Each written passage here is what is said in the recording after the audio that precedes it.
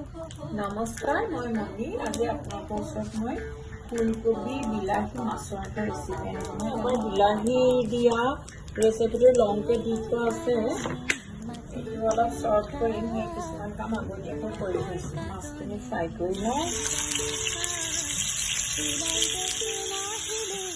সুন্দৰকৈ ৰঙা ৰঙাকৈ মাছটো ভাজা হৈ গ'ল। আপোনাৰ মাহঁতে সৰিয়হ দিছোঁ।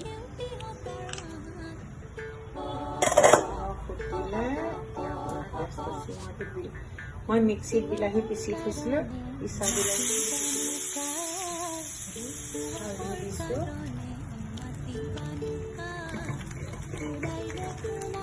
একো মছলাই এড নকৰোঁ। মই জলকীয়াখিনি তেলতে দিব পাৰিলোঁ হয় সৰিয়হৰ লগত, কিন্তু মই জলকীয়াখিনি ফালি ল'বলৈ পাহৰি গ'লোঁ, সেয়েহে এতিয়া জলকীয়াকেইটা দিছোঁ। মই আপোনালোকে এইখিনি নদখুৱালোঁ। ফুলকবি আৰু আলু মই আগতীয়াকৈ কাটি ফ্ৰাই কৰি লৈছিলোঁ। এতিয়া এপিচ এপিচকৈ দি দিছোঁ। আলুও দি দিছোঁ।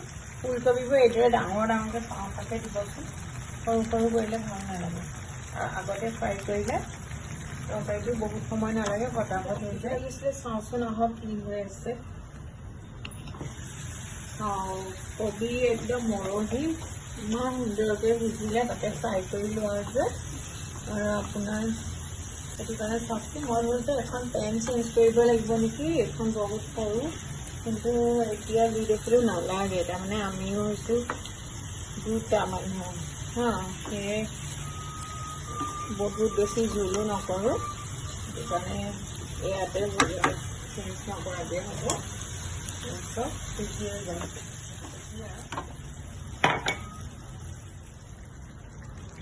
বেছিকৈ লৰাই থাকিলে কবিবোৰ ভাঙি যাব, আমি বেছি নলৰাওঁ, হাতেৰে অলপ লৰাই দিছোঁ। এতিয়া মই মাছৰ পিচকেইটা দি ঢাকি থৈ দিম।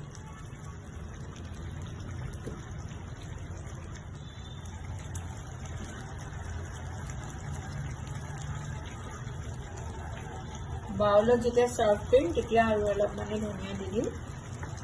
চাওক, মই বিলাহী ফুলকবি মাছৰ টেঙা বনাই ৰেডি কৰিলোঁ, আপোনালোককো দেখুৱালোঁ।